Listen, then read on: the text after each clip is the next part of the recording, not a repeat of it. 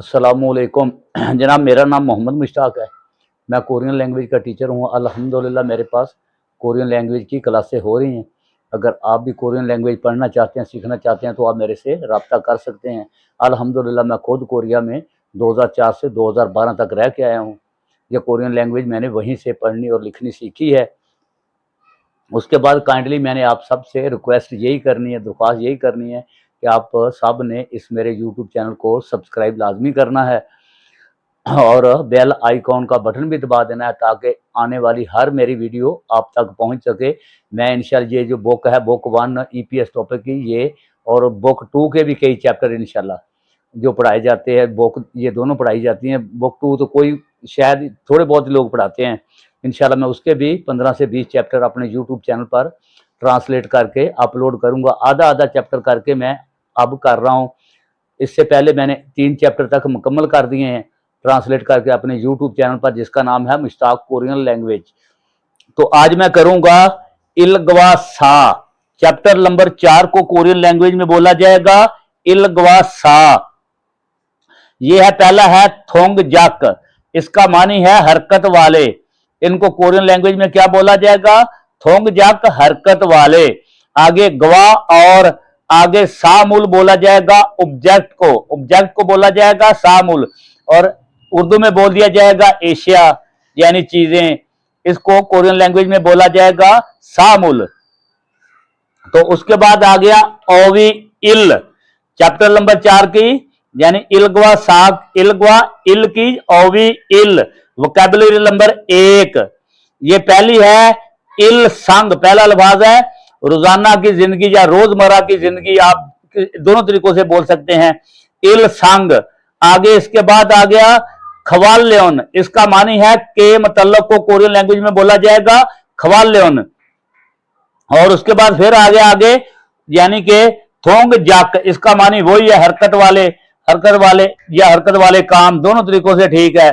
और उसके बाद उसने अगला अल्फाज दे दिया, यानी वर्ब को कोरियन लैंग्वेज में क्या बोला जाएगा? थोंग सा।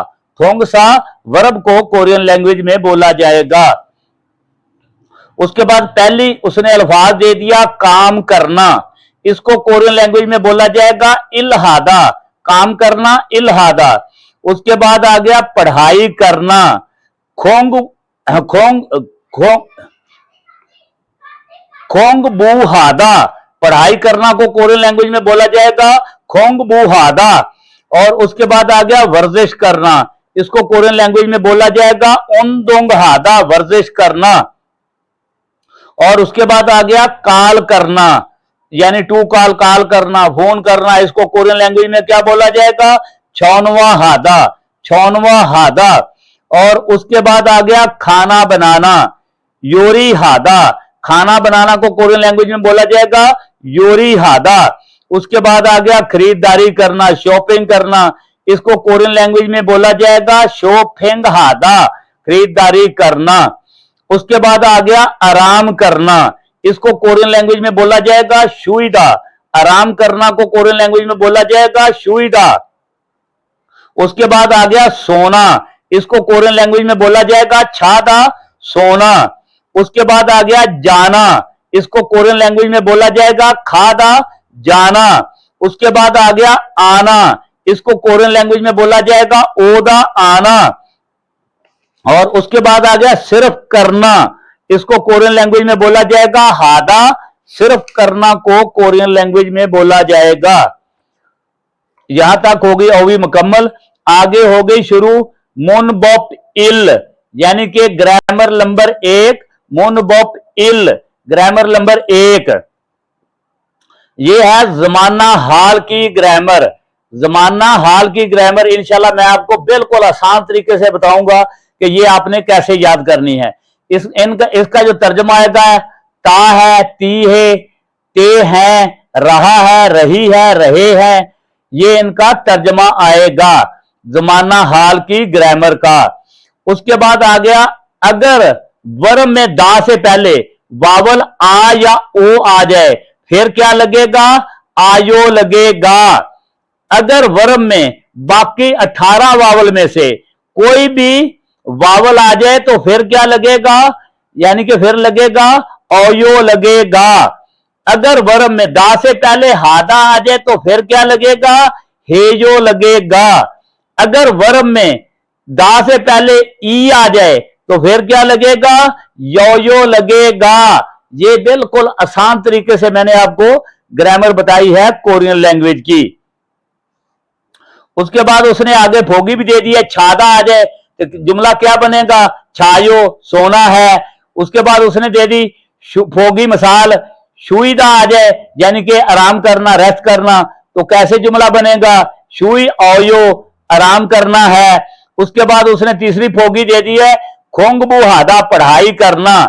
फिर क्या बनेगा जुमला, खोंगबू हेयो पढ़ाई करनी है। ये हो गई मुनबॉप कोरियन लैंग्वेज की चैप्टर नंबर 4 की मुनबॉप इल। ये आसान तरीके से मैंने आपको समझा दी कि ऐसे ये आपने याद करनी है। उसके बाद आ गया थेवा इल, चैप्टर नंबर का थेवा इल, यानी कि चैप्टर नंबर 4 का थेवा इल। डायलॉग नंबर 1, मुकालमा नंबर 1 को बोला जाएगा कोरियन लैंग्वेज में थेवा इल। छेनसु लड़की का नाम है, वो कह रही है थारा शीनन मोहेजो, थारा साहब क्या कर रहा है, थारा साहब क्या कर रहा है, थारा शीनन मोहेजो, थारा साहब क्या कर रहा है। आगे फा ओंग जवाब दे रही है, ये भी लड़की है, थारा शीनन थारा साहब, योरी हेजो खाना बना रहा है, थारा शीनन योरी हेजो थारा साहब खाना बना रहा है। उसके बाद छेनसु आगे फिर कह रही है, पूछ रही है नित छीनन, नित छानन शी दो, यानी कि नित छानन साहबा भी यूरी हेजो खाना बना रही है, नित छानन साहबा भी खाना बना रही है।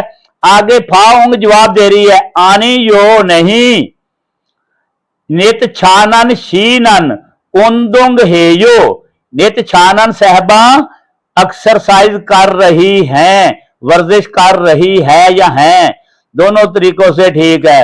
आगे थारा नाम है, थारा शीनन थारा साहब, आगे मो का मानी है क्या, ये जो कर रहा है, लफज बाई लफज भी आपको बता दूं, थारा आगे फिर नाम आ गया, यूरी है जो खाना बना रहा है। आगे नित छानन शी दो का मानी बी, नित छानन साहबा बी, यूरी है जो वो पूछ रहा है कि खाना बना रही है। आगे आनी जो का मतलब है नहीं। आगे नित छानन वही लड़की का नाम है, शीना नित छानन साहबा उन्दोंग है जो एक्सरसाइज कर रही है। तो ये हो गया चैप्टर नंबर 4 का थेवा इल डायलॉग नंबर 1। तो मैं अल्हम्दुलिल्लाह कोरिया में खुद रह के आया हूं, मेरे पास कोरियन क्लासों हो रही हैं। अगर आप भी कोरियन लैंग्वेज सीखना चाहते हैं तो आप मेरे से राब्ता कर सकते हैं। और ये मैंने आपको बता दिया, आज चैप्टर नंबर 4 किया है, आधा चैप्टर यानी कि इसकी ओवी इल की है, वोकैबुलरी नंबर 1 ओवी इल की है, और उसके बाद मुनबॉप इल की है ग्रामर नंबर 1, और उसके बाद थेवा इल किया है डायलॉग नंबर 1। तो अगली वीडियो में इंशाल्लाह मैं ओवी ई मुनबॉप ई और थेवा ई करूंगा। तब तक के लिए इजाजत, अल्लाह हाफिज।